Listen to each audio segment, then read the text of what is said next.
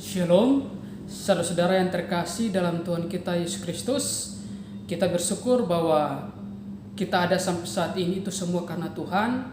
Dan saya, Evangelis Adrian Tenine, bersuka cita karena melalui video ini saya akan menyampaikan firman Tuhan.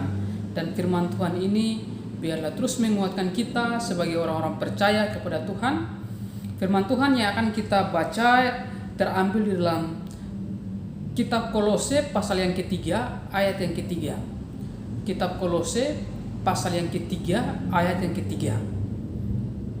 Demikianlah bunyi firman Tuhan. Sebab kamu telah mati dalam hidupmu, tersembunyi bersama dengan Kristus di dalam Allah. Sebab kamu telah mati dalam hidupmu, tersembunyi bersama dengan Kristus di dalam Allah. Saudara, renungan firman Tuhan yang saya sampaikan berjudul perubahan pola pikir. Nah, saudara-saudara yang terkasih, ketika kita hidup di dalam Tuhan Yesus Kristus, pada dasarnya adalah perubahan suatu pola pikir, di mana seseorang yang dulunya berdosa, pola pikirnya yang hanya mementingkan kehidupan dosa, ketika dia berada di dalam Kristus, maka perubahan pola pikir itu harus diubah. Jadi dia mengalami satu perubahan pola pikir sehingga kehidupannya yang lama menjadi satu kehidupan yang baru. Nah, saudara yang terkasih, itu memang membutuhkan waktu yang tidak singkat, tidak juga dalam bentuk mujizat, tetapi dari proses dari hari lepas hari dalam kehidupannya, dalam penggiringan akan Tuhan. Nah, saudara-saudara, ada sarana yang dipakai supaya perubahan pola pikir itu terjadi dalam kehidupan kita, yaitu melalui kebenaran firman Tuhan.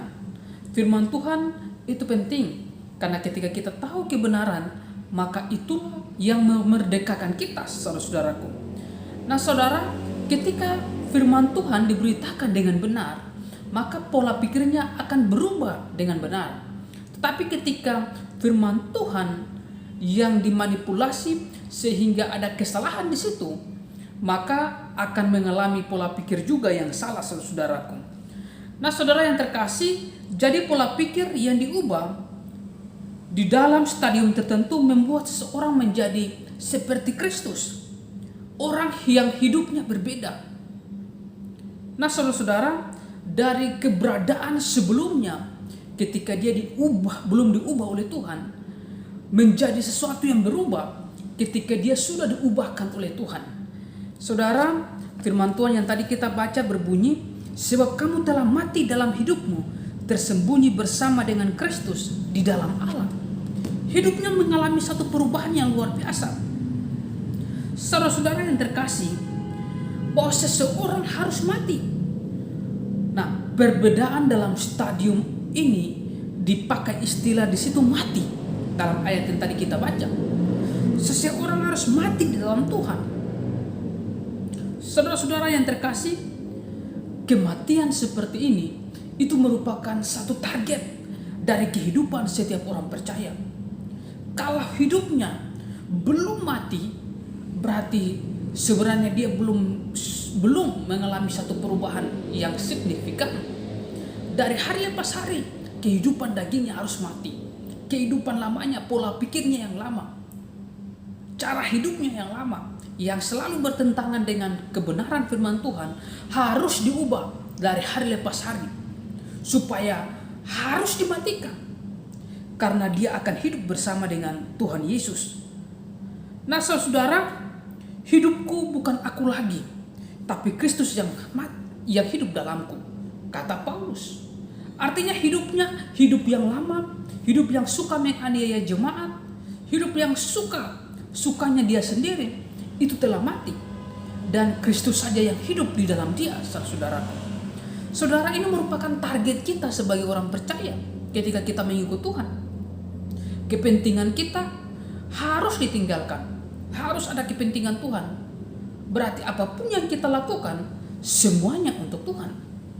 Usaha yang kita punya, pekerjaan di kantor yang kita punya, kita bertani, kita sebagai seorang nelayan, sebagai seorang pedagang, semua yang kita kerjakan itu untuk Tuhan, saudaraku.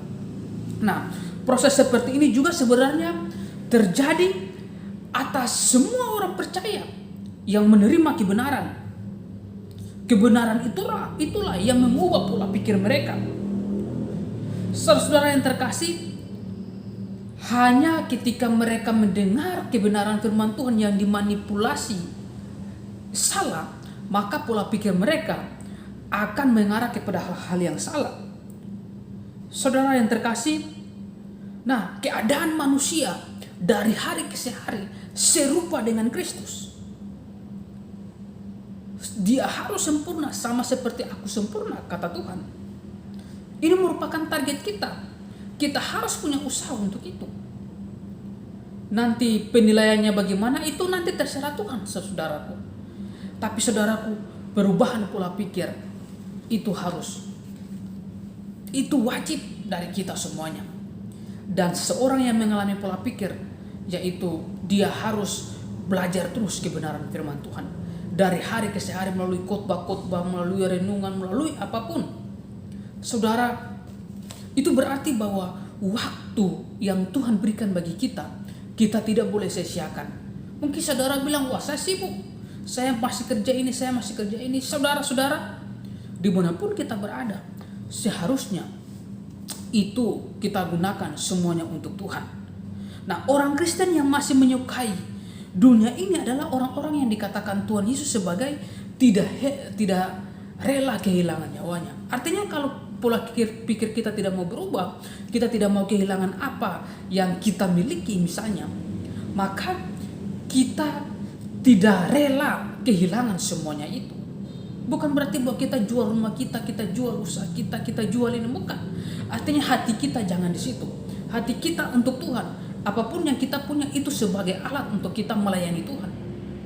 Untuk sebagai alat supaya pola pikir saya, oh iya, ini dulu punya saya, tapi saya percaya bahwa Tuhan semuanya berubah, semuanya untuk Tuhan, saudaraku. Saudara yang terkasih, nah, itu berarti bahwa orang yang tidak berani mati, dia juga tidak akan hidup di dalam Kristus. Orang yang tidak berani mati, saudara, itu berarti segala keinginan kita harus kita matikan, harus keinginan Tuhan. Berarti kita setiap saat harus bergumul apa yang Tuhan mau kehendaki dalam kehidupan kita untuk kita lakukan. Ini penting, saudaraku yang terkasih. Nah, saudara yang terkasih, tetapi orang-orang yang mati di bumi artinya dia bersedia untuk tidak menikmati dunia ini. Saudara, sekali lagi bukan berarti kita menjadi orang yang asing bagi orang lain. Tetapi saudaraku, kita tidak boleh mencintai dunia ini. Alkitab berulang kali mengajarkan kepada kita bahwa kita harus mencintai Tuhan. Kalau apapun yang kita miliki di dunia ini, itu hanya sebagai alat untuk kita mengalami satu perubahan. Untuk hanya kepada Tuhan, saudaraku.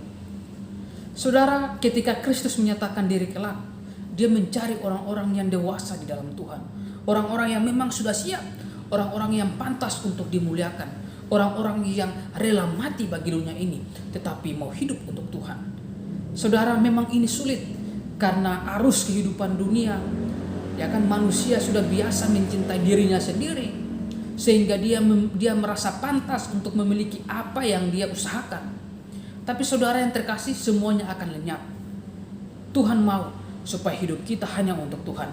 Anak Tuhan tidak boleh diinabobokan dengan tipu muslihat iblis yang memberi kita kenyamanan seolah-olah kita aman-aman saja. Justru itu ancaman yang berbahaya. Saudara yang terkasih, jadilah berkat dimanapun saudara berada. Terus dengar firman Tuhan untuk terus kita bertumbuh di dalam Tuhan. Saudara, Tuhan Yesus memberkati saudara.